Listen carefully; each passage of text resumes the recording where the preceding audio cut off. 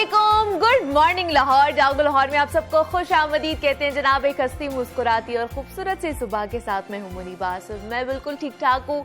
उम्मीद है और दुआ भी है कि आप लोग जहाँ कहीं होंगे ठीक होंगे, खुश होंगे और अपने इर्द गिर्द के लोगों को भी खुश रख रहे होंगे। जनाब, जो नौजवान नस्ल है, आज मैं उनके हवाले से बात करना चाहूँगी कि उनको एक बात का बहुत ज़्यादा ख्याल रखना चाहिए कि बेशक आज के दौर में बेशक जितने मर्जी टेक्नोलॉजी के अरूज और कमाल को हम लोग समझते होंगे, मैं भी अपने आप को इसमें इंक्लूड करूंगी, लेकिन एक बात का दामन कभी नहीं हमें छोड़ना चाहिए और वो है अखलाकी कदर का। घर में बड़े बुजुर्ग हमारे साथ मौजूद होते हैं, उनकी इज्जत और ख़ास तौर पर जो हमारे वालिदैन होते हैं उनसे शफकत लाजमी इख्तियार करनी चाहिए। इस्लाम और दुनिया के बाकी जितने भी मज़ाहिब हैं ना, सब में ये अमल जो है बहुत ज़्यादा पसंद किया जाता है और अल्लाह की तरफ सख्ती से ये हुक्म भी फरमाया गया है कि वालिदैन की इज्जत करें, बल्कि जो भी आपसे बड़ा है उसकी इज्जत होनी चाहिए और जो छोटा है उसके साथ शफकत से भी पेश आना चाहिए। और बचपन से ही हम ये चीज़ सुनते भी आ रहे हैं कि बड़ों की इज्जत करनी है और छोटों पर शफकत से उनके साथ पेश आना है। तो कुरान पाक में भी अल्लाह ताला ने अपनी वहदानियत के बाद जो जिक्र किया है वो वालिदैन से औलाद का इज्जत और एहतराम का जिक्र किया गया है, शफकत का जिक्र किया गया है, नरम दिली और फर्माबरदारी से पेश आने का जिक्र किया गया है। और ये हम सब पे फर्ज भी है कि वालिदैन की हर बात को माने, वो जो कह रहे हैं उस पर आमीन करें। हाँ, अगर वो दीन या फिर इस्लाम की मुनाफी हो तो उसमें इनकार की कुछ गुंजाइश हमारे पास मौजूद होती है कि हम उन्हें मना कर सकते हैं, इनकार कर सकते हैं, लेकिन उस वक्त भी जो लहजा है, जो अंदाज है,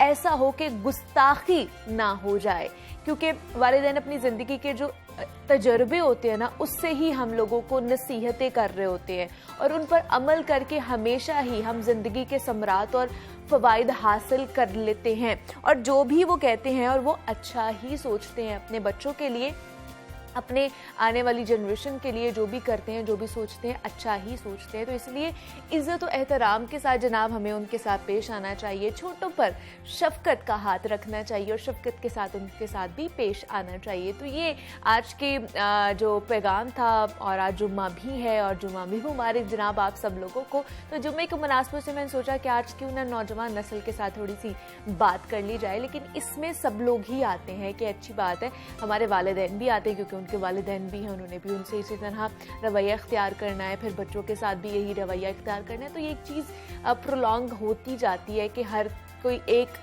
जो जनरेशन इसमें नहीं आती है। तो ये आज का पैगाम था जनाब जो मैंने आपके साथ शेयर किया है। उम्मीद करती हूँ कि आपको पसंद आया होगा। सेगमेंट है हमारा लाहौर की दुनिया, जिसमें हम लाहौर और लाहौरियों के मसाइल जनाब उजागर करते हैं और उनको हल करने की भी भरपूर कोशिश करते हैं। और शहरियों के लिए जो मसाइल हैं ना जनाब, कम होने का नाम नहीं ले रहे हैं।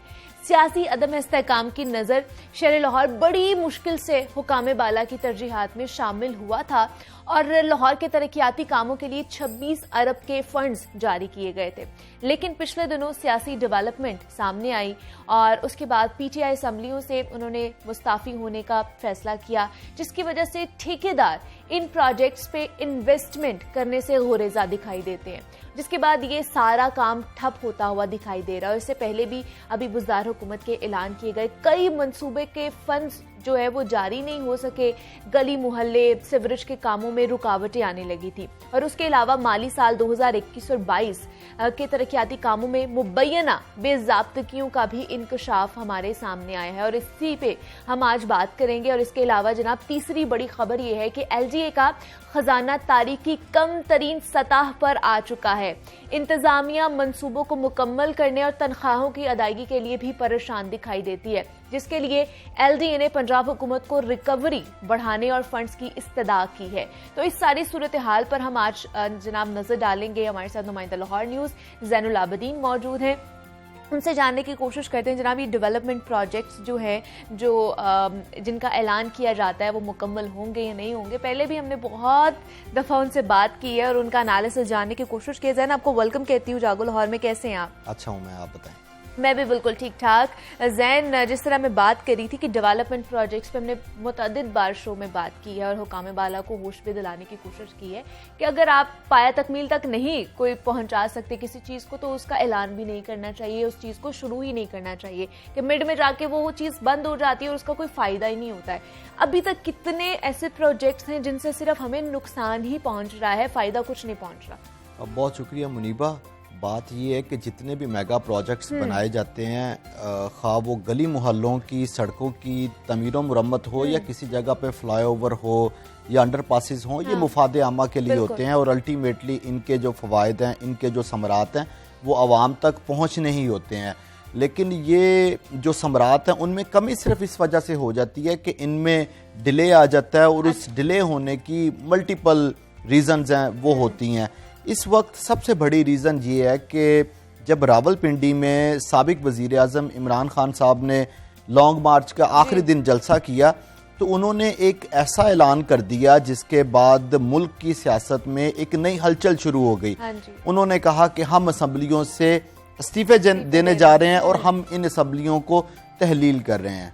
माजी में देखा गया कि जितनी भी जमहूरी हुकूमतें आईं जिन्होंने उसके बाद दोबारा इलेक्शन में हिस्सा लेना होता है, उनके आखिरी जो माली साल होता है उसमें फंड्स की बारिश कर दी जाती है, प्रोजेक्ट्स ज़्यादा से ज़्यादा बनाए जाते हैं। उसके पीछे सबसे बड़ी रीज़न ये होती है क्योंकि ये जो जमहूरी हुकूमतें होती हैं इसमें सियासी जमातों का बड़ा अमल दखल होता है, तो सियासतदान अपनी साख को बेहतर करने के लिए और अपने वोट बैंक में इजाफे के लिए ये जो आखिरी माली साल होता है इसमें ज़्यादा से ज़्यादा पैसे खर्च करते हैं।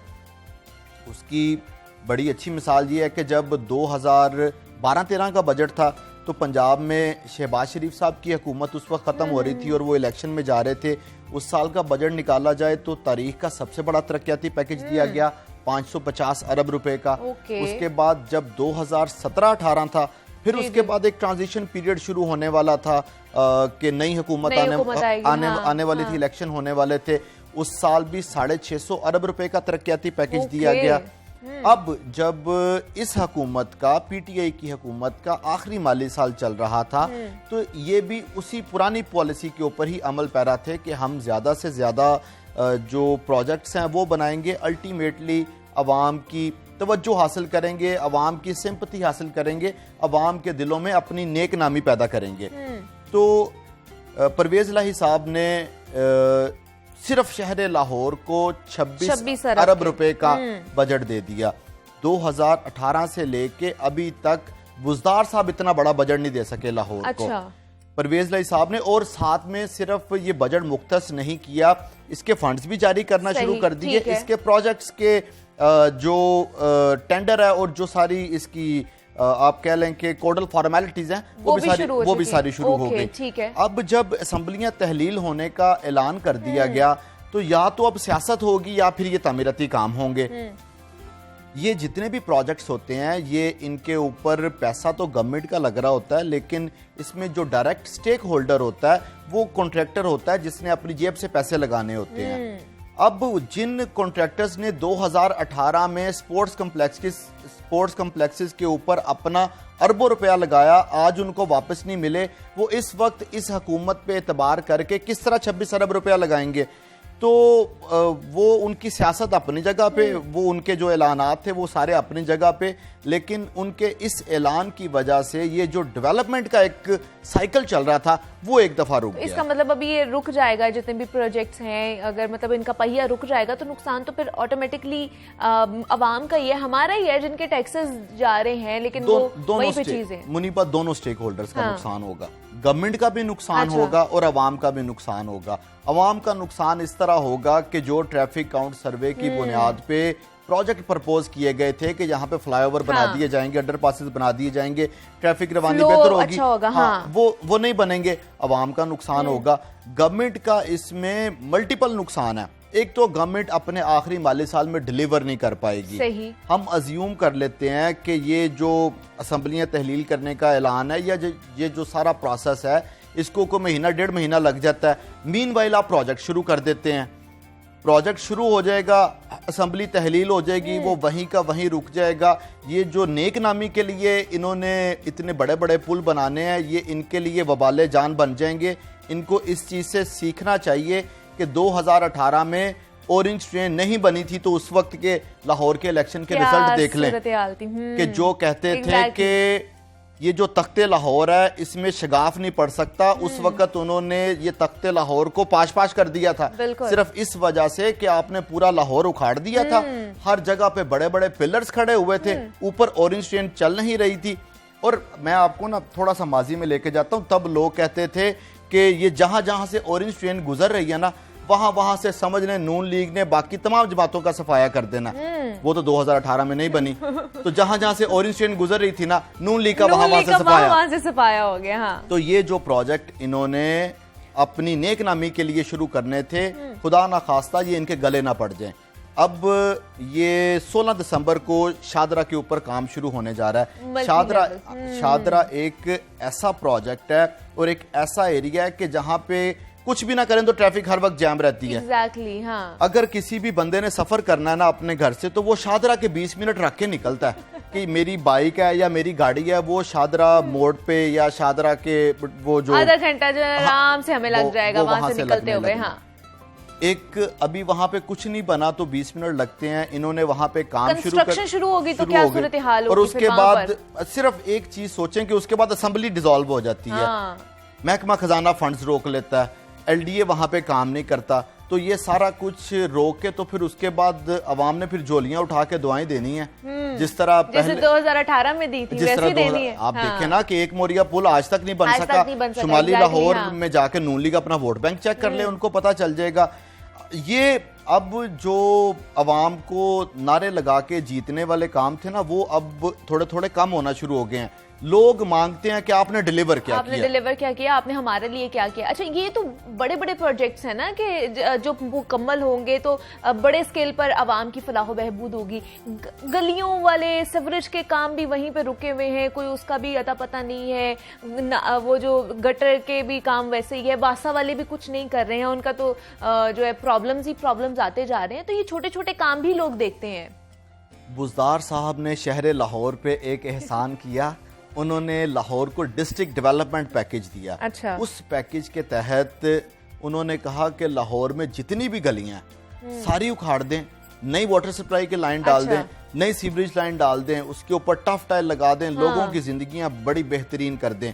بیسیکلی تو جب لوکل گورنمنٹ کے الیکشن ہوتے ہیں نا, یہ جس میں کونسلر اور یہ جو ناظم یا چیئرمین بنتے ہیں, لوکل باڈیز جو بنتی ہیں, یہ وہ لوگ کام کرواتے ہوتے ہیں تاکہ جو ان کا گراس روٹ لیول پہ ووٹر ہے نا اس کے ساتھ اچھی انٹریکشن کر لی جائے. لیکن لوکل باڈیز موجود نہیں تھی, لہٰذا انہوں نے کر لیے. یہ بھی ویسے ان کی نااہلی ہے کہ لوکل باڈیز ہیں نہیں, ہونی چاہیے.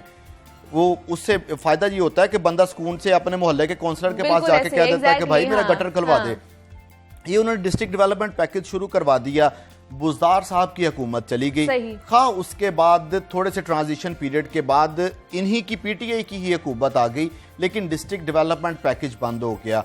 جتنے بھی لاہور کے علاقے ہیں آپ رنگ روڈ, عامر روڈ سے لے کے ٹھوکر نیاز بیگ تک وزٹ کر لیں اور ادھر رائیونڈ سے لے کے شادرہ تک وزٹ کر لیں, جس جگہ پہ ڈسٹرکٹ ڈیولپمنٹ پیکج کے تحت گلیوں کو اکھاڑا گیا تھا وہاں پہ واٹر سپلائی لائنیں ڈالی جاتی تھی, ان تمام جگہ پہ کام بند ہو گیا. اور سب سے اس میں ستم ظریفی یہ ہے کہ واسا والے اس میں 100% جو فنڈز ہیں وہ بھی استعمال کر چکے ہیں, اور اس کی جو فزیکل پروگریس ہے وہ ابھی 70% سے اوپر نہیں ہے. اب ایک نیا ایشو پڑ گیا ہے کہ یہ جو گلاس سامنے پڑا ہوا ہے یہ 100 روپے کا لیا تھا, 100 روپے ادا کر دیا گیا, گلاس ابھی تک آیا نہیں ہے, تو اب یہ مکمل کس طرح کریں گے. اب اس کے اوپر تحقیقات شروع کر دی گئی ہیں. ٹھیک ہے, جس طرح یہ حکومت آئی تھی اور تحقیقات انہوں نے ہر جگہ پہ شروع کر دی تھی, اب ان کے پروجیکٹس کے اوپر بھی تحقیقات شروع ہو گئی.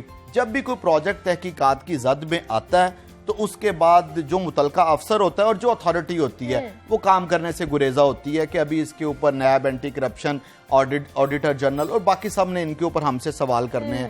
اب یہ بھی عوام کے لیے ایک پرابلم ہے. ایک تو میجر سڑکوں کے اوپر پروجیکٹس نہیں ہوں گے تو ٹریفک کا فلو نہیں رہے گا. جن گلیوں کو اکھاڑا گیا لوگ اپنے گھر سے باہر نکلنا ان کے لیے مشکل ہو گیا. نصر ٹاؤن کے علاقے ہیں, فیروز پور روڈ کے علاقے ہیں, یہ کچا جیل روڈ کے علاقے ہیں, سارے کے سارے उखड़े हुए पड़े हैं। गुलबर्ग जो कि जिसको लाहौर का पोश एरिया कंसीडर किया जाता है, उसका जी ब्लॉक एच ब्लॉक उखड़ा हुआ है। इसी तरह जे ब्लॉक है गुलबर्ग का, फिरदौस मार्केट है, ये वहाँ पे डिस्ट्रिक्ट डेवलपमेंट पैकेज के तहत काम शुरू हुए, वो सारे बंद पड़े हुए हैं। तो एक तो इन्होंने मरकजी शाहराहों पे निकलना आवाम के लिए मुश्किल कर देना है, दूसरा जो गली मोहल्लों में अभी तक काम मुकम्मल नहीं हुए उसकी वजह से लोगों को मसाइल हैं, और शायद इनको लगता है कि ये बड़ा छोटा सा मसला है, कोई बात नहीं, गली को उखाड़ दिया फिर बना देंगे। उन लोगों से पूछें जो वहां पे रह रहे हैं कि जिनका रोजाना उस अपने घर से निकलना, अपने घर से या बाहर निकलने, सामने आपको देखें कि एक बड़ा सा खड्डा पड़ा हुआ, बंदा जहनी तौर पे उस पे परेशान हो जाता है। एग्जैक्टली तजब्जुब का शिकार हो जाते हैं हम कि हमने करना क्या है, हमने बाहर निकलना है कि नहीं निकलना। ऊपर से अगर बारिश खुदा ना खास्ता हो जाती तो फिर लाहौर का सत्यानाश ही हो जाता है। सर इसमें कोई शक नहीं है, और उसमें सबसे अहम बात ये है कि हर घर में ये बच्चे तो लाजमी हैं। हाँ अब जब बच्चों ने घर से बाहर निकल के तो खेलना है, आपने इनको कोई ग्राउंड ऐसे तो दिए नहीं है, कोई मोहल्लों में ऐसे पार्क्स तो दिए नहीं है कि वहां पे जाके खेलें। वो बच्चों को सारा दिन संभालना ये काम है कि खुदा ना ख्वास्ता कहीं ये किसी गड्ढे में ना गिर जाए, ये जो सीवरेज लाइनें बिछा रहे हैं वहां पे मैन होल हैं, कहीं उनमें ना गिर जाएं। ये मैं सिर्फ इस चीज की बुनियाद पे बात कर रहा हूं कि क्या माजी में ऐसे वाकयात पेश नहीं आए कि बच्चे गटरों में गिर के जहां बहाक हो गए। इसके बावजूद ये होश के नाखून नहीं लेते कि जहां पर भी ये जो गली मोहल्लों में खास तौर पे काम हो रहा है, मुनीबा मैं आपको बताऊं, मैंने जितने विजिट किए किसी तरह की कोई प्रिकॉशंस नहीं ली जाती, कोई हिफाजती इक़दाम नहीं किए जाते, बस अल्लाह के सहारे वहां पे काम कर दिया जाता है। ना उनको कोई पूछने वाला है, ना उनके उसके ऊपर कोई ऑडिट करने वाला है। ये मैं तो इस चीज के ऊपर मुझे जाती तौर पे खुशी है कि इनका इस चीज के ऊपर ऑडिट होना चाहिए कि ये क्यों अवाम के साथ ये इतना जुल्म कर रहे हैं। एक तो प्रोजेक्ट्स बर वक्त मुकम्मल नहीं कर रहे, और फिर उसके बाद जो चीजें डिफाइन है उसके ऊपर अमल नहीं किया जा रहा। तो अभी ये जो वासा के डिस्ट्रिक्ट डेवलपमेंट पैकेज के, लेकिन ज़ैन देखिए ये सारे लोग, ये वासा, ये इदारे पहले भी तो थे, शहबाज दौरे हुकूमत में भी यही लोग काम कर रहे थे, यही इदारे थे, बुज़दार हुकूमत में भी यही आए, अब परवेज़ इलाही की हुकूमत है उसमें भी यही है।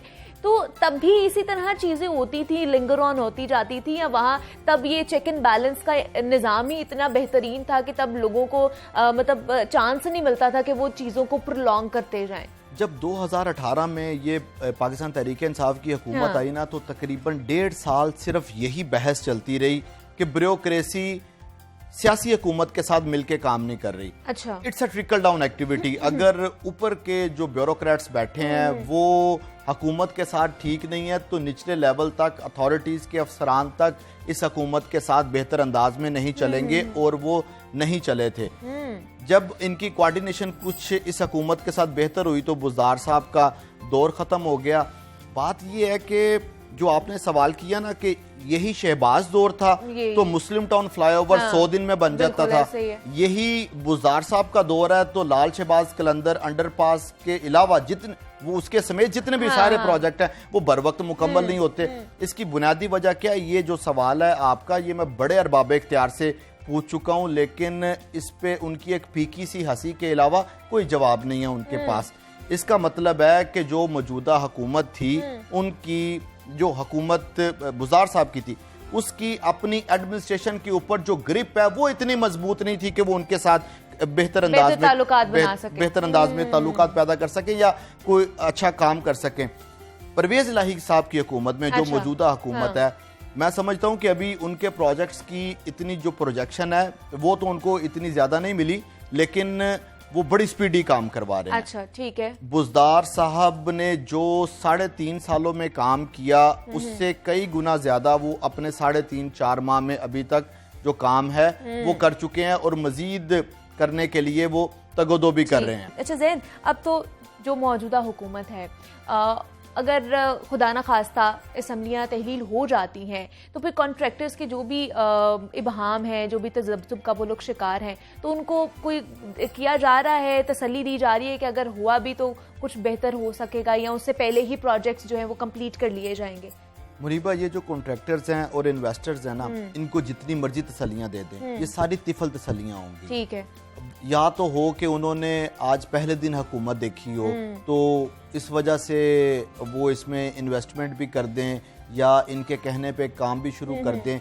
ये کانٹریکٹرز ایک عرصے سے یہی کچھ دیکھتے آئے ہیں کہ جب بھی حکومت تبدیل ہونی ہوتی ہے تو ان کے جو فنڈز ہیں وہ رک جاتے ہیں. اب میرا اس پہ انالیسس بھی یہی ہے اور میرے ذرائع بھی مجھے یہی بتاتے ہیں کہ میگا پروجیکٹس کے اندر جو بڑے کانٹریکٹرز ہیں جن کی اچھی ریپیوٹ ہے اور جو پری کوالیفائڈ بھی ہیں وہ دلچسپی کا اظہار نہیں کریں گے.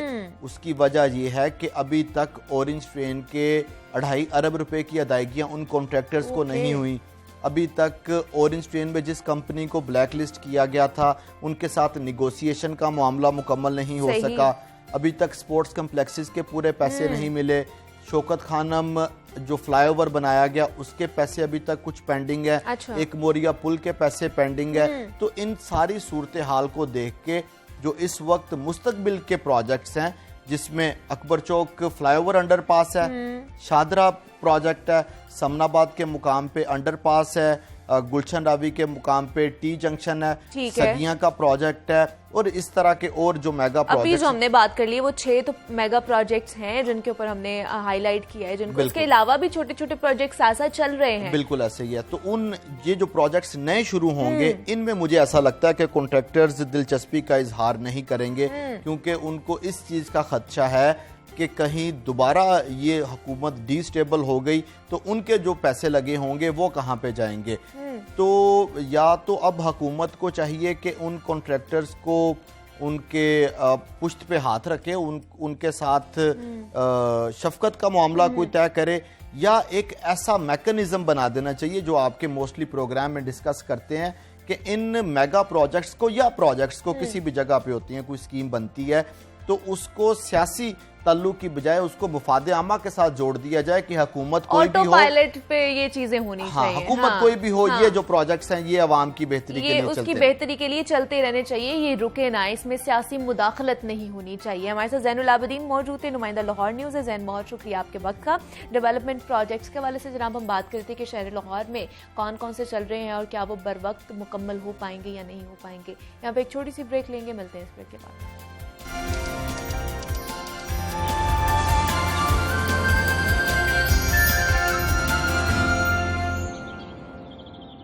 ان کی چوکھٹ ہو تو کا ساتھ بھی پڑا سجتا ہے, در بڑا ہو تو سوالی بھی کھڑا سجتا ہے. یہ غلامی کہیں کم تر نہیں ہونے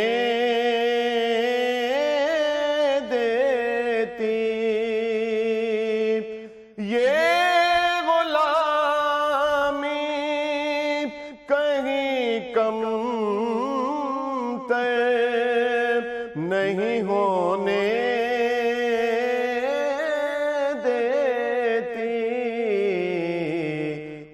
کا نوکر ہو تو شاہوں میں کھڑا سجتا ہے, ان کا نوکر ہو تو شاہوں میں کھڑا سجتا ہے.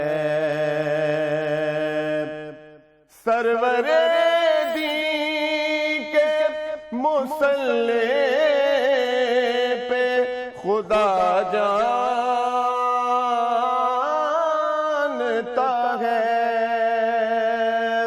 سرور دین کے مصلی پہ خدا سرور دین کے مصلی پہ خدا جانتا ہے. مرتضیٰ پیچھے ہو صدیق کھڑا سجتا ہے مرتضیٰ پیچھے ہو صدیق کھڑا سجتا ہے.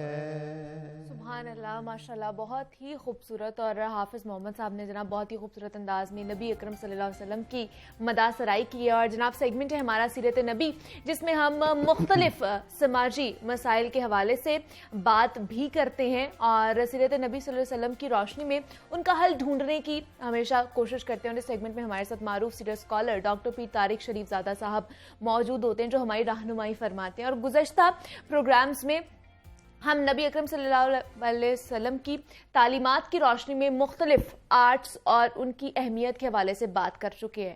لیکن سب کی جانب سے جناب ایک سوال یہاں پر یہ کیا جا رہا تھا کہ کیا نبی اکرم صلی اللہ علیہ وآلہ وسلم کے دور میں فن تعمیر کے حوالے سے کچھ اقدامات کیے گئے ہیں؟ کیونکہ بعد ازاں تعمیرات کے حوالے سے ایک باقاعدہ فن ہمارے سامنے آیا جسے اسلامی فن تعمیر کے نام سے جانا جاتا ہے. اور مسلم ثقافت کی اپنی انفرادیت اور پہچان کے لیے عرب لوگوں نے جو عمارتیں تعمیر کی ان میں خصوصاً مسجدیں تعمیر کی گئی، محلات اور مدارس ان چیزوں میں شامل تھے. اور حضور نبی اکرم صلی اللہ علیہ وآلہ وسلم نے جو پہلی مسجد مدینہ میں تعمیر کی وہ سن 622 ہجری میں تعمیر کی، اور وہ ابتدائی مسجد تھی جس کی دیواریں اینٹیں اور جس پتھر سے بنی گئی، اور جس مسجد کا چھت جو تھا وہ کھجور کی شاخوں سے بنائے گئے تھے. اس کے بعد جو دوسری مسجد تعمیر ہوئی وہ 639 ہجری کوفہ میں تعمیر کی گئی، جس کے سنگ مرمر کے ستون بنائے گئے. اور ایک چھوٹی سی مسجد 642 ہجری میں بھی تعمیر کی گئی. اور حضور اکرم صلی اللہ علیہ وآلہ وسلم کے وصال کے بعد 20 سال بعد مسجد نبوی کی تعمیر نو کی گئی تھی اور مسجد کے ستون اور آرائشی پتھر وہاں پر لگائے گئے تھے. تو اسلامی فن تعمیر کا آغاز کے حوالے سے آج ہم بات کریں گے، کب ہوا، اسے ترقی کب ملی، اور آج کی فن تعمیر کے حوالے سے بھی اس کو کمپیئر کرنے کی کوشش کریں گے. ڈاکٹر پیر طارق شریف زادہ صاحب ہمارے ساتھ موجود ہیں، سیریس اسکالر ہیں، اور ہر دفعہ جناب جمعے کا خاص دن ہوتا ہے اس پہ ہماری روشنی فرماتے ہیں اور ہماری رہنمائی فرماتے ہیں. ڈاکٹر صاحب آپ کو ویلکم کہتی جاگو لاہور میں، کیسے ہیں آپ؟ بہت شکریہ، الحمدللہ بالکل ٹھیک. ڈاکٹر صاحب فن تعمیر کے حوالے سے جیسے ہم نے بات کی کہ یہ چیزیں حضور پاک صلی اللہ علیہ وسلم کی زندگی میں بھی ہوتی تھی، اس دور میں بھی ہوتی تھی، تو تب فن تعمیر کو کس طرح لے کر چلا جاتا تھا؟ کس طرح جو عمارتیں یا مسجدیں یا اس طرح چیزیں جو تھی وہ تعمیر کی جاتی تھی؟ اس پہ رب محمد کریم علیہ الصلوۃ والتسلیم سب سے پہلے تو یاد آوری کا شکریہ. اور یہ جو ہمارا ہر جمعے کا ایک سیگمنٹ سیرت النبی کے تناظر میں ہم زندگی کو جاننے کی، زندگی کی خوبصورتیوں کو دریافت کرنے کی، اور بالخصوص رسول رحمت صلی اللہ علیہ وسلم کی تشریف آوری کے بعد عالم انسانیت کو جو خوبصورتیاں رسول رحمت کی زندگی کی نسبت اور تعلق سے عطا کی گئیں، جو میسر آئیں، ان کے اوپر ہم زیادہ گفتگو کرتے ہیں. تو پچھلے کچھ پروگرام سے تواتر کے ساتھ ہم، جیسے ہمارے سامعین و ناظرین جانتے ہیں کہ ہم فنون اور علوم کے حوالے سے جو رسول اللہ صلی اللہ علیہ وسلم کی آمد کے بعد جو ایک انقلاب دنیا بھر میں پیدا ہوا اس پہ ہم گفتگو کرتے چلے آ رہے ہیں. اور آج آپ نے بڑا خوبصورت اور بڑا نمایاں، اگر میں یہ کہوں کہ فن خطاطی کی بات سب سے نمایاں ترین جو فنون کے حوالے سے مسلمانوں کی میراث ہے، اور جس شعبے میں مسلمانوں نے بلا مبالغہ شاید دنیا میں سب سے اہم اپنا کردار ادا کیا ہے فنون کے تناظر میں، وہ فن تعمیر ہی ہے. اور آج کا یہ عنوان یقیناً اپنی اہمیت کے ساتھ جو ہے وہ ہمارے سامعین و ناظرین کی دلچسپی کا باعث ہوگا. سب سے پہلے تو ہمیں یہ جاننا چاہیے کہ اسلامی فنون جو ہیں ان کے ہاں، جیسے ہم جانتے ہیں کہ رسول رحمت صلی اللہ علیہ وسلم کی آمد کے بعد جیسے باقی مختلف شعبہ زندگی کے اندر انسانوں کو کچھ نئی خوبصورتیاں عطا کی گئیں، اسی طرح فن تعمیر کے اندر بھی کچھ نئے مائل سٹونز ایسے سیٹ کیے گئے، ایسے سنگ میل اور ایسی خوبصورتیوں کی بنیاد رکھی گئی. اور یہ جو اسلامی فنون کے ساتھ وابستہ اسلامی فن تعمیر ہے، اس کی بنیاد پہ اگر ہم جائیں تو ظاہراً تو یہ رسول اللہ صلی اللہ علیہ وسلم سے باضابطہ اس کا آغاز ہوتا ہے، لیکن جو اس فن کے ماہر ہیں وہ ہمیں یہ بتاتے ہیں کہ اسلامی فنون کا اور فن تعمیر کی جو ایک آغاز ہے وہ اس وقت ہی ہو گیا تھا جب آدم علیہ السلام نے پہلی مرتبہ خانہ کعبہ کی تعمیر کی تھی. تو گویا وہ اس وقت سے ایک مذہبی اس کا بیک گراؤنڈ جو ہے وہ چلا آتا ہے. اور پھر حضرت ابراہیم علیہ السلام نے اسے اثر نو تعمیر کیا. عربوں کے ہاں ہم جانتے ہیں کہ رسول اللہ صلی اللہ علیہ وسلم کے جو جد امجد ہیں انہوں نے مختلف ادوار کے اندر خانہ کعبہ کی اثر نو تعمیر کی, اور اس کے گرد و نواح میں بھی ایک نظم جو ہے ہر دفعہ نسبتاً تھوڑی تھوڑی تبدیلی کے ساتھ چینج ہوتا رہا. لیکن میرے کریم آقا صلی اللہ علیہ وسلم جب دنیا میں تشریف لاتے ہیں تو اس فن میں کیونکہ بے شمار خوبصورتیاں موجود تھیں تو حضور نے اس کو ایک نئی جہت عطا کی, ایک نئی سمت عطا کی, اور اس میں اس جہت اور سمت کے اندر انسانی افادیت جو ہے, انسانی زندگی کے اندر آسانی اور آرائش دونوں کا امتزاج کر دیا. اس سے پہلے کسی درجے پہ کہیں آرائش موجود تھی اور کہیں آسانی موجود تھی, لیکن رسول اللہ صلی اللہ علیہ وسلم نے اس فن تعمیر کے اندر یعنی ان دونوں کا ایک ملاپ ایسا کروایا اور ایسا حسین امتزاج پیدا کیا کہ جو رہتی دنیا کے سارے انسانوں کے لیے ایک اس کے اندر ایک خیر کا پہلو موجود ہے. آپ یہ دیکھیے جب رسول اللہ صلی اللہ علیہ وسلم مدینہ تشریف لاتے ہیں, جیسے ابھی آپ نے بتایا کہ 622 عیسوی میں یعنی یکم ہجری کے اندر جب رسول اللہ صلی اللہ علیہ وسلم مدینہ تشریف لائے تو پہلی مسجد نبوی کی تعمیر ہونا شروع ہوئی. اس سے پہلے جس دن حضور مدینہ کے اندر داخل ہوتے ہیں تو ہم جانتے ہیں کہ حضور کے ایک بہت محبت کرنے والے طبہ خمیری جنہوں نے کئی صدیوں پہلے رسول اللہ صلی اللہ علیہ وسلم کو خواب میں دیکھا اور آپ کے لیے گویا آپ کی آمد کے انتظار میں اپنا علاقہ, اپنا وطن, اپنا قبیلہ چھوڑا اور مدینہ آئے.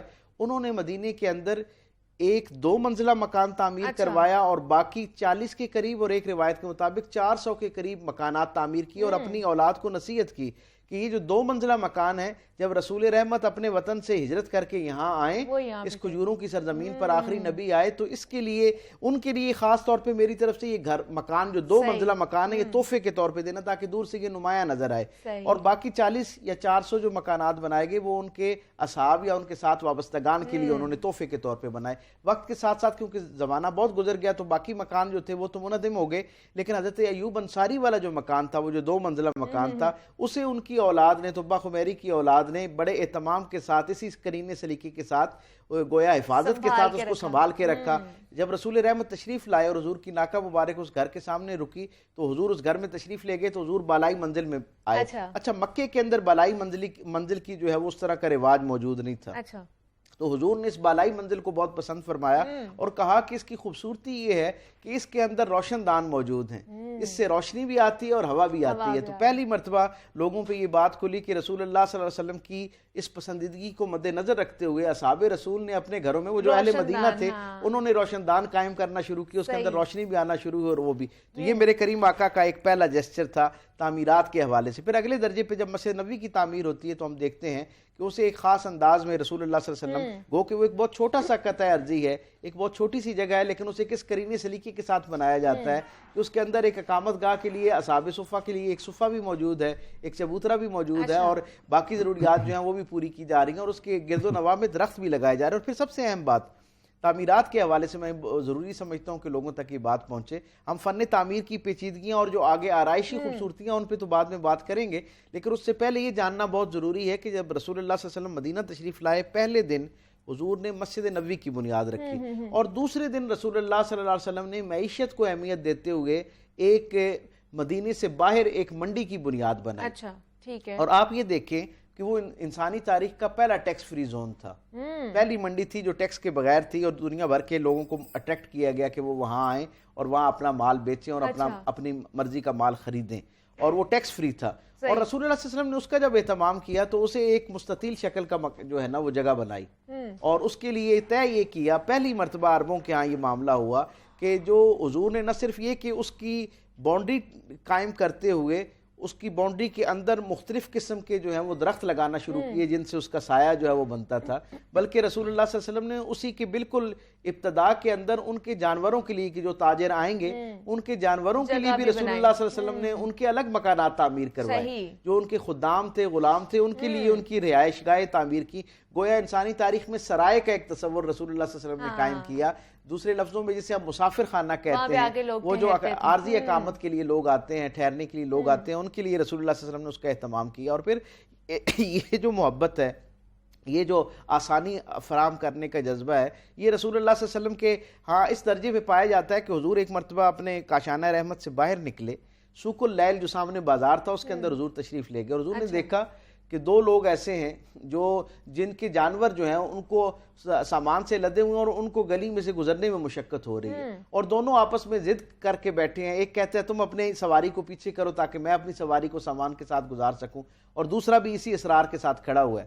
اب اس اصرار پہ دونوں رکے ہوئے ہیں اور گویا گلی کے اندر باقی لوگوں کے لیے آنا جانا مشکل ہو رہا ہے. تو میرے کریم رسول صلی اللہ علیہ وسلم نے اس کو دیکھا، حضور کی طبیعت پہ تھوڑا سا ملال ہوا. تھوڑی دیر کے بعد حضور نے اصحاب رسول کو اکٹھا کیا اور انہیں کہا کہ کیا میں تمہیں ایک بہت آسانی اور ایک خوشخبری نہ سناؤں؟ انہوں نے کہا یا رسول اللہ فرمائیے.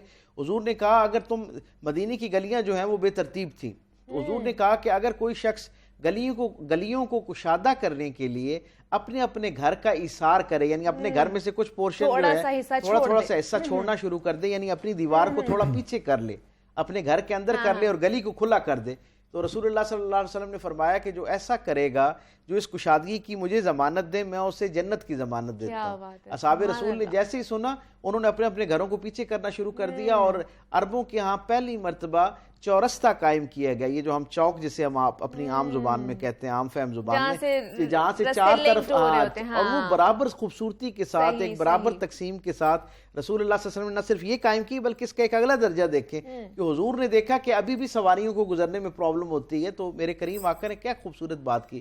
حضور نے فرمایا کہ جو شخص اپنے گھر کا کونا جو گلی کی طرف کونا بنتا ہے اگر اس کو گول کر دے اور ہموار کر دے تاکہ اس کے گزرنے کا جو رستہ ہے وہ آسان ہو جائے، حضور نے فرمایا جو اپنے گھر کے اس کونے کو گول کرے گا اور تھوڑا اور اثار کرے گا گلی کے کونے کے لیے تاکہ لوگوں کے لیے آنا جانا آسان ہو جائے، حضور نے فرمایا جنت کی بشارت تو میں دے چکا، اسے میں اپنے گھر کے قرب کی بشارت عطا کرتا ہوں. تو اصحاب رسول نے اپنے اپنے گھروں کے کونے درست کرنا شروع کر دی، اور یہ ایک پہلی یوں سمجھ لیں کہ سویلائز سوسائٹی، ایک ماڈرن سوسائٹی کی بنیاد بنی. حضرت علامہ اقبال جس وقت میسولینی سے ملے، جرمنی سے واپسی کے اوپر جو ہے میسولینی ایک بہت بڑا آدمی ہوا، ویسٹ کا حکمران تھا، اس سے جب آپ ملے تو اس نے کہا کہ مجھے کوئی نئی بات بتائیں. آپ نے کہا کہ تمہارے ہاں کیا چل رہا ہے تمہاری فکر میں؟ تو اس نے کہا کہ میں شہروں کی جدیدیت کے بارے میں سوچ رہا ہوں، اور میں یہ سوچ رہا ہوں کہ ایک خاص آبادی سے بڑا شہر جو ہے وہ نہیں ہونا چاہیے، اس سے مسائل پیدا ہوتے ہیں. 1 لاکھ سے زائد کی آبادی ہو جائے تو نیا شہر ہونا چاہیے. تو علامہ اقبال مسکرائے تو اس نے ان کی مسکراہٹ پہ حیرت کا اظہار کیا. تو علامہ اقبال نے کہا کہ جسے تم بہت جدید آئیڈیا یا ایک کانسیپٹ کہہ رہے ہو نا، یہ آج سے لگ بھگ 13-14 صدیاں پہلے رسول رحمت صلی اللہ علیہ وسلم مدینہ شریف میں دے چکے ہیں. حضور نے اس وقت حکم یہ فرمایا تھا کہ خاص آبادی سے بڑھ جائے جب شہر تو پھر ایک خاص فاصلے کے اوپر دوسرا شہر آباد کیا جائے. اور پھر ہم یہ دیکھتے ہیں کہ جو مسجد کی تعمیر ہے خاص طور پہ اسلامی فنون کے حوالے سے میں یہ سمجھتا ہوں کہ یہ اسے ہم جیسے مسجد ثقافتی اور سیاسی اور سماجی زندگی کا مرکز ہے، اسی طرح فنون کے اعتبار سے فن تعمیر کا بھی جو مرکز اور محور ہے وہ مسجد تھی. آپ یہ دیکھیں اس سے پہلے جتنی عبادت گاہیں قائم کی گئیں جتنے مذاہب کے اندر، ان سب کا معاملہ یہ تھا کہ ان کے اندر یعنی اس طرح کی کشادگی موجود نہیں تھی. ستون تو موجود تھے، یعنی ہمارے جو مسیح بھائی ہیں ان کی جو پرانی عبادت گاہیں ہیں، جو گرجا گھر ہیں، ان کے اندر بھی بہت سارے پلرز موجود ہوتے تھے. اسلام نے آتے ساتھ یہ جو ہے نا اس پلر سے، کیونکہ اسلام کا تصور یہ ہے کہ جو ایک امام مخاطب ہو رہا ہے اس کی رسائی سارے اپنے سننے والوں کے ساتھ ایک جیسی ہونی چاہیے. تو مسلمانوں نے سب سے پہلے گنبد کا ایک تصور قائم کیا تاکہ یہ جو بیچ میں ایک پردہ حجاب آتا ہے یہ بھی ختم ہو جائے. پھر فوارے قائم کیے، کشادگی قائم کی، شمع دان روشن دان جو ان کا اس کا کیا. اور ایک وقت کم ہے ورنہ میں ازبکستان کی وہ مثال پیش کرتا کہ ازبکستان کے اندر جب وہ پہلے اپنی بارے اس کے اندر موسم کے باوجود ایک عجیب معاملہ یہ چلتا تھا کہ ان کے یہاں شمع دان موجود تھے، لیکن وہ شمع دان جلدی بجھ جایا کرتے تھے. مسلمان جب وہاں پہ گئے تو انہوں نے اس کو نہ صرف یہ کہ اوپر سے ڈھانپنا شروع کیا بلکہ اس کو شیشے کے اندر محفوظ کرنا شروع کیا تاکہ وہ جو موسم کی شدت ہے وہ اس کو بجھائے نہیں. اور مدینہ شریف کے اندر ہی رسول اللہ صلی اللہ علیہ وسلم نے ہی بالاہتمام روشنی کا بندوبست کیا، یعنی گلیوں کے اندر باقاعدہ ہر صحابی کو اس پہ اجر کی بشارت دی گئی کہ وہ اپنے گھر کے باہر روشنی کا اہتمام کرے تاکہ لوگ آتے جاتے ہیں. بالکل ایسے ہی ہے، وقت کا پتہ ہی نہیں چلتا، اتنی جلدی وقت گزر جاتا ہے. ڈاکٹر پیر طارق شریف زادہ صاحب ہمارے ساتھ موجود ہیں. ڈاکٹر صاحب بہت شکریہ آپ کے وقت کا. اور یہ جناب فن تعمیر کے حوالے سے ہم بات کر رہے تھے کہ اس دور میں حضور صلی اللہ علیہ وسلم کے دور میں کس طرح کی تعمیرات کی جاتی تھی. میں لاسٹ پہ آپ سے ایک اور ہم لوگ کلام نعت سننا چاہیں گے.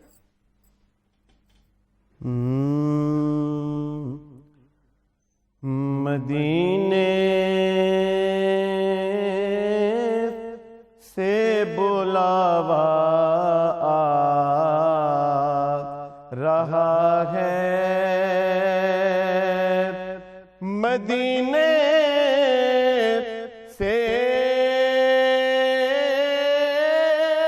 बुलावा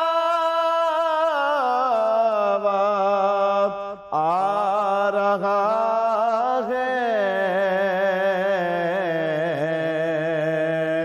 मेरा दिल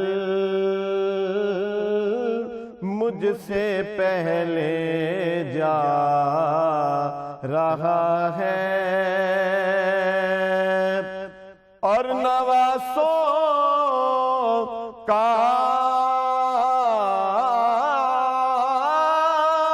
वो सदका बांटते हैं, नवासों का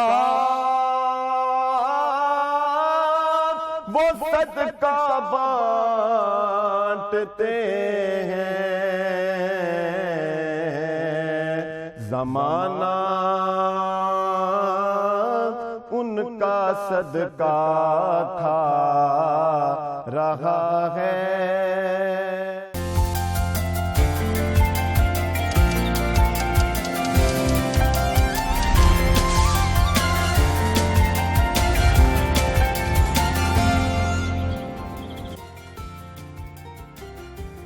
वेलकम बैक टू जागो लाहौर। जनाब, अब कुछ बात कर लेते हैं किताबों के हवाले से, और प्रोफेसर अहमद हमाद साहब हमारे साथ मौजूद होंगे और उनकी तरफ जाते हैं और आज की किताब कौन सी है उनसे जानते हैं। जी अहमद साहब बताइएगा।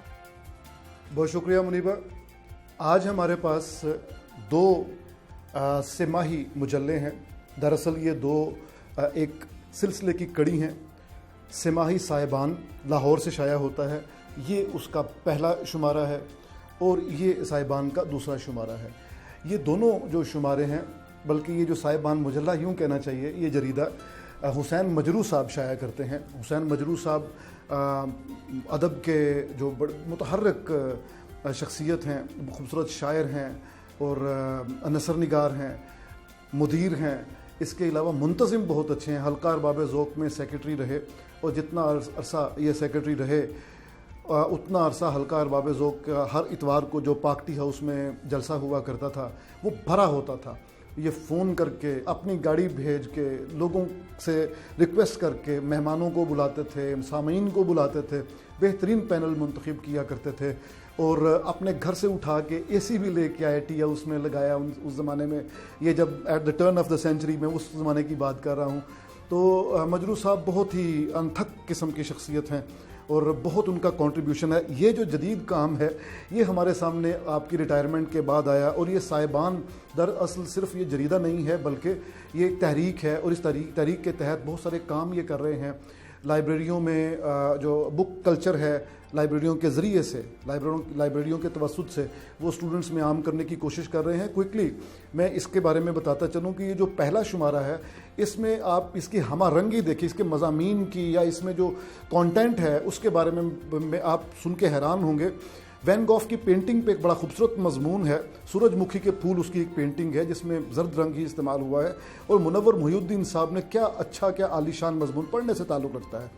इसी तरह सैयद काशिफ रज़ा ने जॉर्ज ऑरवेल का जो मशहूर ज़माना नावल एनिमल फार्म है उसके बारे में, उसकी इशाअत की कहानी लिखी है और उसमें ख़ास जो चीज़ है वो दो चीज़ें बल्कि कहना चाहिए। पहली ये कि टी.एस. इलियट का जो माज़रत ख़ाना ख़त है कि हम नहीं शाया कर सकते, और दूसरा जो इनका अपना दिबाचा लिखा हुआ जो कि बाद में शाया नहीं हो सका, तो बड़ा खूबसूरत है। तीसरा सज्जाद खालिद, ये पहले शुमारे में सज्जाद खालिद साहब का नस्तालीक लाहौरी के आहिस्ता आहिस्ता मादूम होने की दास्तान है। जबकि यहाँ पे आए तो इसमें भी वही रिवायत बरकरार बल्कि ज़्यादा ब्लूम कर रही है। मतलब हमारंगी जो है आप देखेंगे कि इस पे मौसीकी पे इस मुजल्ले में मौसीकी पे एक बड़ा ही शानदार मजमून है सरफराज सैयद साहब का। फिर फिल्म पे असगर नदीम सैयद साहब का मजमून है। तामीरात, फ़न तामीर पे नैयर अली दादा मशहूर आर्किटेक्ट मशहूर आर्किटेक्ट हैं। जो आर्किटेक्चर ऑफ अलहमरा है वो उन्हीं का तख्लीक कार जहन की वो मार्का है। अच्छा, मुसव्वरी पे फिर इसमें भी एक मजमून है।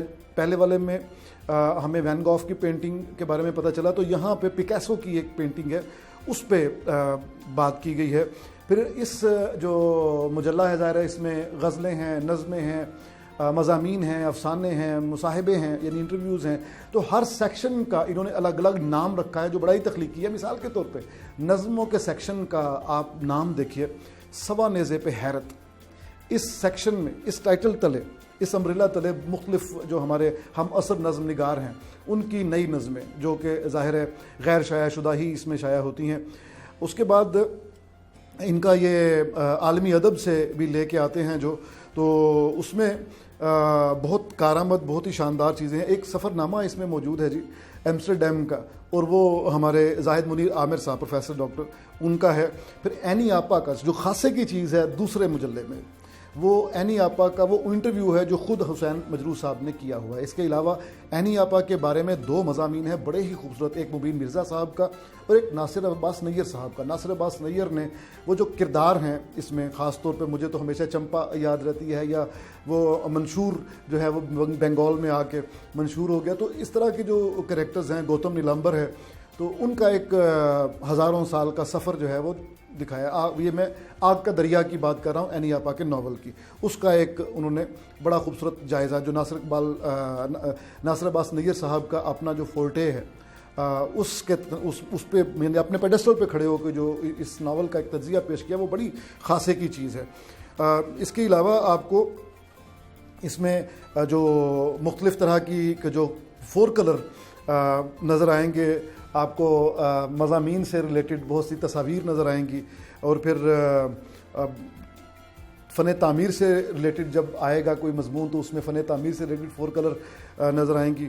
تو بے حد خوبصورت ہے, بے حد اچھا ہے. لاہور کے تکیے اور اس طرح کی بہت ساری خوبصورت مضامین اس میں موجود ہیں, افسانے موجود ہیں, غزلیں موجود ہیں. آخری بات میں ضمن میں یہ کہنا چاہتا ہوں, حسین مجروح صاحب جس طرح حلقہ ارباب ذوق کو بھر دیتے تھے, اسی طرح انہوں نے اس مجلے کو بھی بھر دیا اور بڑے ناموں سے بھرا, اور بہت ہی کڑا معیار ہے ان کے انتخاب کا. آپ غزلیں دیکھ لیجئے, نظمیں دیکھ لیجئے, مضامین دیکھ لیجئے, کیا عالی شان ہے یہ سارا کام.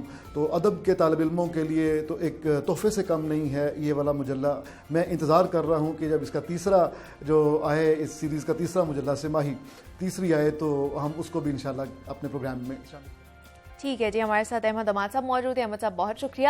اب آگے بڑھتے ہیں, کچھ جناب صحت کے حوالے سے بات کر لیتے ہیں. تیزی سے بڑھتے گناہ معاشی اور سماجی مسائل نے ملک بھر کے عوام کو ذہنی کرب میں مبتلا کر رکھا ہے, اور جس کی وجہ سے نت نئے نفسیاتی مرض ہمارے اندر جنم لے رہے ہیں, اور جن میں سے ایک مرض شیزوفرینیا بھی ہے. اور ایک اندازے کے مطابق اس وقت پاکستان میں کم و بیش 25 لاکھ افراد اس بیماری میں مبتلا ہیں, اور اس وقت دنیا بھر میں 45 کروڑ کے لگ بھگ افراد مختلف ذہنی امراض کا شکار ہوتے ہیں.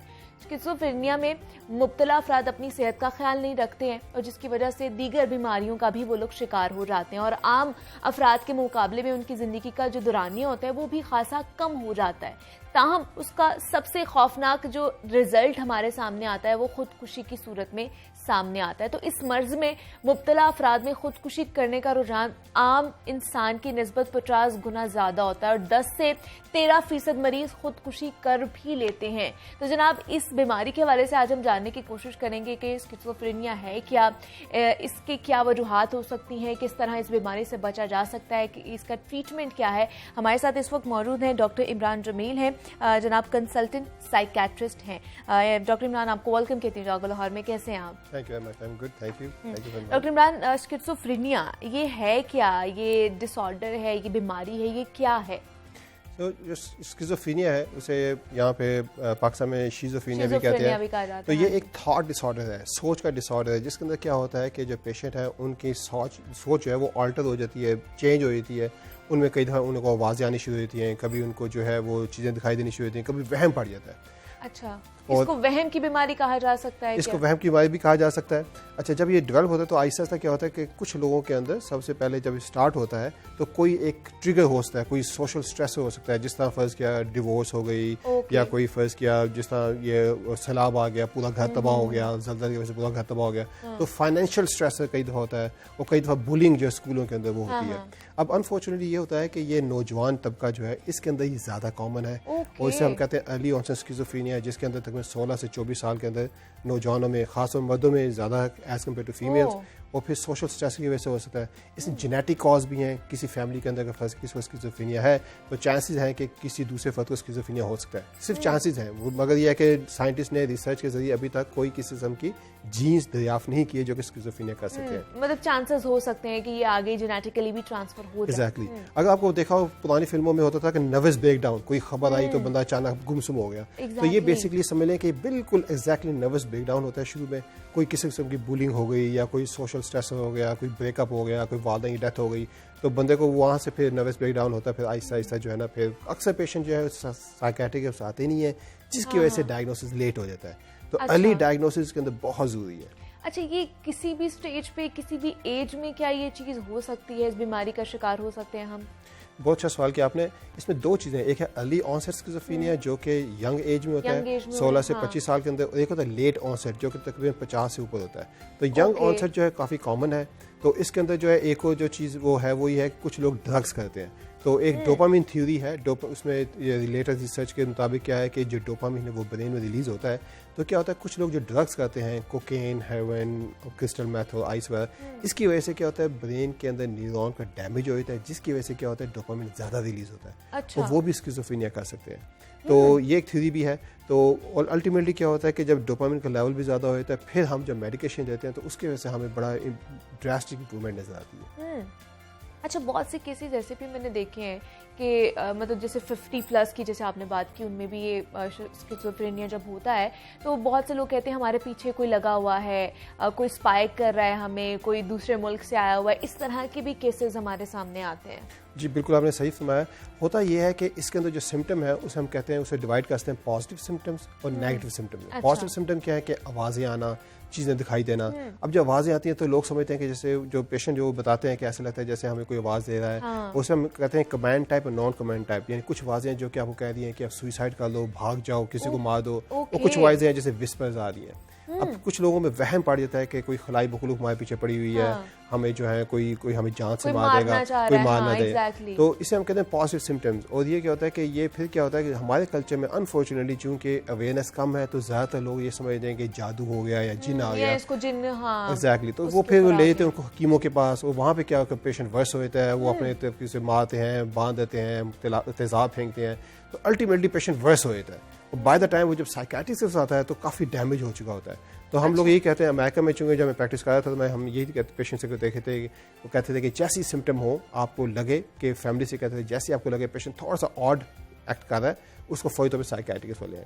پھر اس کے نیگیٹو سمٹمز ہیں. نیگیٹو سمٹمز کیا ہیں کہ پیشنٹ کچھ بھی نہیں کرنا چاہ رہا, اپنے کمرے میں بند ہے سارا دن, دیوار پہ دیکھ رہا ہے, نہ کھا رہا ہے نہ پی رہا ہے. اور کیا ہوتا ہے کہ فیملی تب ورڈ ہوتی ہے جب تقریباً 6-8 گھنٹے کے بعد پیشنٹ کمرے میں ہی ہے, نہ وہ اپنے سیل فون کی طرف دیکھ رہا ہے, نہ وہ کھا رہا ہے, نہ وہ پی رہا ہے, اور پھر کیا ہوتا ہے اپنے کپڑوں کے اندر ہی پیشاب کرنا شروع کر دیتا ہے, جس کی وجہ سے فیملی کو تھوڑا سا الارم ہوتی ہے کہ دیر از سم تھنگ رانگ. تو ڈرگ جو ہے وہ کافی نمبر 1 ہے. سب لوگ سمجھتے ہیں کہ ڈرگز ہو گئی ہیں یا ڈپریشن ہو گئی ہے, یا ہماری پاکستانی فیملی سمجھتی ہے کہ پیشنٹ ڈرامہ کر رہا ہے.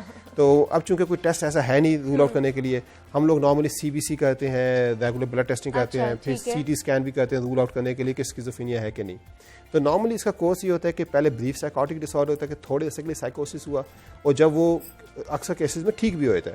کافی پیشنٹ جو خواتین جو ڈیلیوری ہوتی ہے, ڈیلیوری کے بعد بھی تھوڑا سا ان کو سائیکوسس ہو سکتا ہے, اسے پوسٹ مارٹم سائیکوسس کہتے ہیں, مگر وہ ٹھیک ہو جاتا ہے. تو اب یہ ہے کہ اگر وہ دیکھتے ہیں اس کا کورس کیا, اگر تو 6 مہینے سے زیادہ ہو گیا ہے تب ہم کہتے ہیں یہ اسکیزوفرینیا ہے, اور اس کے پھر اس کے مطابق ہم اس کا علاج اسٹارٹ کرتے ہیں. تو یہ ریورسیبل ہے, مطلب اگر یہ بیماری ہے, ڈس آرڈر ہے, تو اس کو کسی نہ کسی سٹیج پر کیا تشخیص کر کے اس کو ڈائگنوز کر کے بہتر کیا جا سکتا ہے یا نہیں؟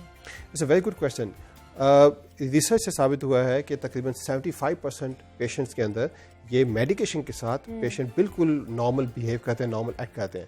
اگر آپ دیکھیں تو ہسٹری میں بڑے بڑے نام ہیں جن کو اسکیزوفرینیا ہوا ہے, جس طرح وین گو جو کہ بڑے آرٹسٹ تھے, پھر ابراہیم لنکن کے بیٹے ہیں, ریسنٹلی جان نیش ایک وہ امیرکن میتھمیٹیشین ہے, ان کے وہ دا بیوٹیفل مائنڈ مووی بنی ہے, ان کو بھی اسکیزوفرینیا تھا. تو میڈیکیشن کے اوپر پیشنٹ بالکل ٹھیک ہے, وہ بالکل نارمل بیہیو کرتے ہیں, کہ سب کچھ کرتے ہیں, کہ اپنا کام کر رہے ہیں, اب ان کو مصروف رکھ سکتے ہیں, اپنے کام میں کر سکتے ہیں, اور بالکل ایک نارمل بندے کی زندگی گزار سکتے ہیں. مگر میڈیکیشنس کے اوپر ان کو میڈیکیشن لازمی چاہیے. میں پیشنٹس کو مثال دیتا ہوں, جس طرح ہائی بلڈ پریشر ہے, ڈائبٹیز ہے, اس کے اندر کیا ہوتا ہے کہ آپ جس طرح ایز لانگ ایز آپ دوائی لے رہے ہیں, میڈیکیشن لے رہے ہیں, آپ کا بلڈ پریشر प्रेशर भी कंट्रोल रहेगा, डायबिटीज़ भी कंट्रोल देगी। इसी तरह स्किज़ोफ्रेनिया के पेशेंट्स के अंदर एज लॉन्ग एज वो मेडिकेशन ले रहे हैं, उनकी सिम्टम भी कंट्रोल रहेंगे, उनको आवाज़ें भी नहीं आएंगी और चीज़ें भी नहीं दिखाएंगी। अब क्या होता है कि नुकसान ये होता है कि ज़्यादातर पेशेंट जो कि यंग होते हैं वो समझते हैं कि जी अब हम ठीक हो गए हैं, वो जैसे ही ठीक हो गए वो दवाई छोड़ देते हैं। अच्छा। और जैसे ही वो दवाई छोड़ते हैं सिम्टम में वापस आने शुरू होते हैं, फिर वापस उनको फिर दोबारा जो है ना फिर वो सब साइकिल स्टार्ट हो जाता है। तो अमेरिका में चूँकि अवेयरनेस ज़्यादा है, वहाँ पे ये कहते थे हम पेशेंट्स को जो है ना हॉस्पिटल से लिंक करते थे कि आपने जो हर महीने फॉलोअप के लिए आना है। अच्छा, तो ठीक है। वो फिर फॉलोअप के लिए आते रहते हैं, तो इसकी वजह से पेशेंट साइकियाट्रिस्ट उनको देखता रहता है, तो फिर पेशेंट जो है ना उनके चांसेस जो रिलैप्स होने के कम हो जाते हैं। ओके, लेकिन वो कौन सी ऐसी स्टेज है डॉक्टर इमरान जिसमें कि वो सुसाइडल अटेम्प्ट भी उसकी तरफ भी चले जाते हैं पेशेंट्स, मतलब इतने ज़्यादा वो उस चीज़ में हो जाता है? ये बहुत अच्छा सवाल किया आपने। मैं चूँकि अमेरिका में काफ़ी ऐसा प्रैक्टिस किया है, मैं पाकिस्तान में आया हूँ, अब यहाँ पे BNI में प्रैक्टिस कर रहा हूँ, तो मैंने ये देखा कि अमेरिका में सोशल सपोर्ट बहुत कम है, यानी फैमिली की सपोर्ट बहुत कम है। पाकिस्तान में सोशल सपोर्ट बहुत ज़्यादा है। तो सोशल सपोर्ट जो है ना एक बहुत बड़ा फैक्टर है। कोई फैमिली है, कोई वालिदैन है, बहन भाई हैं जो कि पेशेंट को देख रहे हैं, उनकी बीवी हो गई या बच्चे हो गए। फिर उसके अलावा क्या है कि वो चूँकि देख रहे हैं, जैसे उनको सिम्टम आते हैं वो साइकियाट्रिस्ट पे ले लेते हैं, मेडिकेशन मिल जाती है, पेशेंट बेहतर हो जाता है। अब ये होता है कि जिन पेशेंट के अंदर सोशल सपोर्ट ज़्यादा है उनके अंदर डिप्रेशन के चांसेस कम है, और जिनमें सोशल सपोर्ट नहीं है उनमें डिप्रेशन के चांसेस ज़्यादा है। उसमें फाइनेंशियल स्ट्रेसर भी हैं कि और फिर उसके अलावा एनवायरमेंटल फैक्टर भी हैं। और अब जिस तरह फर्ज किया मुहाजिरीन है, दुनिया में मुख्तलिफ लोगों में वार है, अब वो मुहाजिरीन मूव करते हैं एक जगह से दूसरी जगह, उनमें चांसेस बहुत ज़्यादा होते हैं कि इनको एक तो उनका घर नहीं है, नई जगह पे आए हैं, उनमें सिम्टम भी डेवलप हो जाएंगे। तो डॉक्टर इमरान जिस तरह बात करते हैं कि सुसाइडल अटेम्प्ट करने की कोशिश करते हैं, कि ये क्या पहली दफ़ा में ये चीज़ें होना शुरू हो जाती हैं कि वो इस साइड पे जाना है, या बहुत ज़्यादा उनके अंदर इतनी चेंजिंग्स आ जाती है कि लास्ट स्टेज होती है ये जब वो सुसाइड करना शुरू कर देते हैं? असल में जैसे डिस्कस किया कि सोशल सपोर्ट एक बहुत बड़ी चीज़ है। तो सोशल सपोर्ट के साथ क्या होता है कि पेशेंट चूँकि देखता है कि उसके बहन भाई, उसके वालिदैन या उसके दोस्त उसके साथ हैं, तो नॉर्मली क्या होता है कि एक थोड़ा सोशल स्टिग्मा भी है। अनफॉर्चुनेटली अक्सर फैमिली में देखा गया है कि जिसको कोई साइकियाट्रिक की ज़रूरत होती है लोग उसे मिलते नहीं है, उसे मशहूर कर देते हैं कि पागल है और अपने से बातें करता है। तो ऐसे सिलसिले में जब पेशेंट को अकेला छोड़ दिया जाए तो उसके अंदर नेचुरल बात है कि थोड़ी सी लोनलीनेस आती है, लोनलीनेस भी डिप्रेशन आनी शुरू होती है, फिर उसको थॉट्स आने शुरू होते हैं। मगर ये लेस देन 5% केसेज में है। ज़्यादातर लोग जो मैंने जब अमेरिका में प्रैक्टिस की वहाँ पे लोगों को देखा तो ज़्यादातर लोग बताते थे कि जी अब हमें थोड़ी सी थॉट्स आ रही हैं, अदरवाइज पेशेंट ज़्यादातर अपने आप काम करते रहते हैं, अपने को मसरूफ रखते हैं, और वो एज लॉन्ग एज अपने को मसरूफ रखते हैं, काम करते रहते हैं, उनमें डिप्रेशन भी नहीं होती। तो लेस देन 5% केसेस के अंदर आप कह सकते हैं कि डिप्रेशन होती है, और उससे भी कम केसेस के अंदर सुसाइडल थॉट्स मतलब ये नॉर्मल लाइफ गुजार सकते हैं अगर ये लोग खुद चाहें तो विलिंगली। एग्जैक्टली। और साथ में उनके सोशल सपोर्ट भी हो। सोशल सपोर्ट से मुराद है कि साइकियाट्रिस्ट को विजिट भी दिखाते रहें, थेरेपिस्ट भी हो, और फैमिली भी जो है इन्वॉल्व उनकी ट्रीटमेंट के और साथ ही साथ मेडिसिन का भी इस्तेमाल करना है। डेफिनेटली मेडिसिन का इस्तेमाल नंबर 1 है। अब जदीद रिसर्च से काफ़ी मेडिकेशन आ गई हैं जो कि बड़ी अच्छी हैं। और ये फिर लाइफ लॉन्ग चलती है मेडिसिन उनके साथ क्या? हाँ जी। अच्छा, इसमें यह है कि जो ब्रीफ साइकोटिक डिसऑर्डर है जिसमें साइकोसिस पहली दफ़ा हुआ है, अच्छा, उसके चांसेस हैं रिवर्स होने के। अब जैसे पोस्टमार्टम जो जिसे कहते हैं पोस्टमार्टम जो डिप्रेशन जो ख़वातीन होती है डिलीवर, उसके चांसेस रिवर्स को बहुत ज़्यादा हैं कि बिल्कुल ख़त्म हो जाता है। फिर ड्रग इंड्यूस है, वो अक्सर साल तक चलता है, वो भी ठीक हो जाता है। और फिर अक्सर जो स्किज़ोफ्रेनिया के सिम्टम जो आते हैं इनिशियली तौर पे, अगर तो फैमिली सपोर्ट भी है। अच्छा, इसके अंदर एजुकेशन का भी बहुत बड़ा रोल है, जो कि हाईली एजुकेटेड है उनके अंदर भी हो सकता है, मगर चूंकि एजुकेशन एक प्रोटेक्टिव फैक्टर है तो उनके मेडिकेशन का बड़ा अच्छा रिस्पॉन्स है। तो अब ये समझ लें कि 1 साल के अंदर रिकवरी के चांसेस बहुत ज़्यादा है। जिन पेशेंट्स के अंदर उन्होंने मेडिकेशन छोड़ दी, रिलैप्स हो गया, फिर उनके अंदर जो है ना फिर लाइफ लॉन्ग मेडिकेशन की ज़रूरत रहती है। फिर लाइफ लॉन्ग भी यही है कि अगर वो मेडिकेशन छोड़े ना, क्योंकि वो फिर यही होता है कि ठीक हो गए, मेडिसिन छोड़ दी, रिलैप्स हो गए, फैमिली दोबारा डॉक्टर पास लेके आई, दोबारा मेडिसिन स्टार्ट कर दी, तो थोड़ी सी सुपरविजन की ज़रूरत है। तो अगर तो इन पेशेंट को सुपरविजन के साथ साथ मेडिकेशन मिलती रहे तो ये बिल्कुल एक नॉर्मल बंदे की तरह ज़िंदगी गुजारेंगे। जब मैं अमेरिका में प्रैक्टिस करा था, मैंने डॉक्टर्स को भी देखा है, लॉयर्स को भी देखा, और इवन मीडिया के काफ़ी लोग, अगर आप देखें तो जो पिंक फ्लॉयड एक बैंड था, उसका जो लीड था सिंगर, उसको था स्किज़ोफ्रेनिया। आइंस्टाइन के बेटे को स्किज़ोफ्रेनिया था। काफ़ी हिस्ट्री में ऐसे लोग हैं जिनको स्किज़ोफ्रेनिया हुआ। इवन जो कि अब्राहम लिंकन जो 16 प्रेसिडेंट थे यूनाइटेड स्टेट के, उनकी बेगम को भी स्किज़ोफ्रेनिया डायग्नोज हुआ। तो काफ़ी ज़्यादा मीडिया में लोग हैं उनको स्किज़ोफ्रेनिया। और अब चूँकि सपोर्ट अगर अच्छी रहती है, मेडिकेशन लेते रहते हैं, वो परफॉर्म बिल्कुल सही कर सकते हैं। मसला क्या पे होता है जब मेडिकेशन बिल्कुल छोड़ दें। कुछ लोगों के अंदर मेडिकेशन 1 दिन में छोड़ने से सिम्टम रिवर्स हो जाते हैं। अच्छा। कुछ लोगों के अंदर 1 हफ्ते के बाद होते हैं, कुछ में 1 महीने के बाद होते हैं। इट वेरी कहता है कि किस में कितने लेवल की स्किज़ोफ्रेनिया की सिम्टम है, माइल्ड है, मॉडरेट है या सीवियर है। अच्छा ठीक है जनाब, ये स्किज़ोफ्रेनिया के हवाले हम बात कर रहे थे कि बीमारी है क्या, किस तरह इसको डायग्नोज किया जा सकता है, रिवर्सिबल है या नहीं है, और इसके ओवरऑल हमारे ऊपर किस तरह के असरात मुरतब हो सकते हैं। डॉक्टर इमरान जमील हमारे साथ मौजूद है। डॉक्टर इमरान बहुत शुक्रिया आपके वक्त का कि आप यहाँ पर आए। कंसल्टेंट साइकेट्रिस्ट हैं, स्किज़ोफ्रेनिया के हवाले से हम बात कर रहे हैं। जनाब पाकिस्तान में भी ये बीमारी बहुत ज़्यादा फैलती ही जा रही है, तो इस बीमारी के हवाले से जानना बहुत ज़्यादा ज़रूरी था। अलामात के हवाले से आपने देखा और किस तरह इसकी तशखीस की जा सकती है वो भी आपने जाना। मुझे अब आपने इजाज़त देनी है, अपना बहुत सारा ख्याल रखिएगा।